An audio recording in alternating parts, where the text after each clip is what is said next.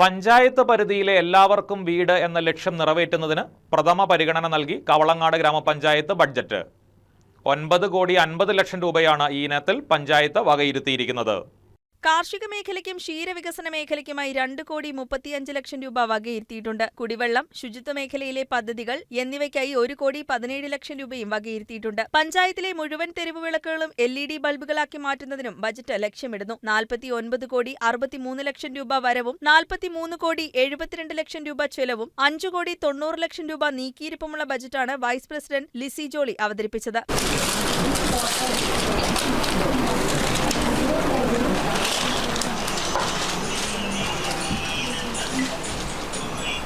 2025-26 വർഷത്തേക്ക് കവളങ്ങാട് ഗ്രാമപഞ്ചായത്ത് തയ്യാറാക്കിയിരിക്കുന്നത്.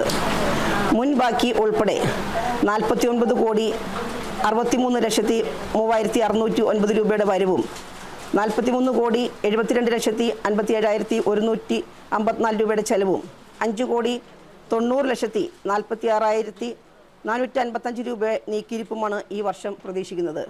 ഗ്രാമപഞ്ചായത്ത് പ്രസിഡന്റ് സിബി മാത്യു അധ്യക്ഷത വഹിച്ചു. പ്രത്യേക പരിഗണന അർഹിക്കുന്ന വയോജനങ്ങളുടെയും ഭിന്നശേഷിക്കാരുടെയും ക്ഷേമത്തിനും സ്ത്രീകളുടെയും കുട്ടികളുടെയും ഉന്നമനത്തിനുമായി 7,43,00,000 രൂപ വകയിരുത്തിയിട്ടുണ്ട്. ആരോഗ്യമേഖലയിലെ പ്രവർത്തനങ്ങൾക്കും പഞ്ചായത്ത് ആരോഗ്യ കേന്ദ്രങ്ങളിൽ മരുന്ന് ലഭ്യമാക്കുന്നതിനുമായി 47 ലക്ഷം രൂപയോളം വകയിരുത്തിയിട്ടുണ്ട്. പൊതുകെട്ടിടങ്ങളുടെയും റോഡുകളുടെയും നിർമ്മാണത്തിനും നവീകരണത്തിനുമായി 11 കോടിയിലേറെ രൂപയാണ് വകയിരുത്തിയിട്ടുള്ളത്. വികസനകാര്യ standing committee chairman TH Naushad, ക്ഷേമകാര്യ standing committee chairperson Usha Sivan, ആരോഗ്യ വിദ്യാഭ്യാസ standing committee chairman Shibu Padapparambath, മറ്റ് കമ്മിറ്റി അംഗങ്ങളായ Tina Tinu, Jincy Mathew, Saijan Chacko, Lissy George, Soumya Sasi, Harish Rajan, Sandhya Jaison, Jinsiya Biju, Suhara Basheer, Rajesh Kunjumon, Thomachan Chackochan, advocate MK Vijayan, Jalin Varghese, ഗ്രാമപഞ്ചായത്ത് സെക്രട്ടറി സേതു KR തുടങ്ങിയവർ സംസാരിച്ചു. ജില്ലാ ബ്ലോക്ക് ഡിവിഷൻ അംഗങ്ങൾ, ഘടക സ്ഥാപന മേധാവികൾ തുടങ്ങിയവർ പങ്കെടുത്തു.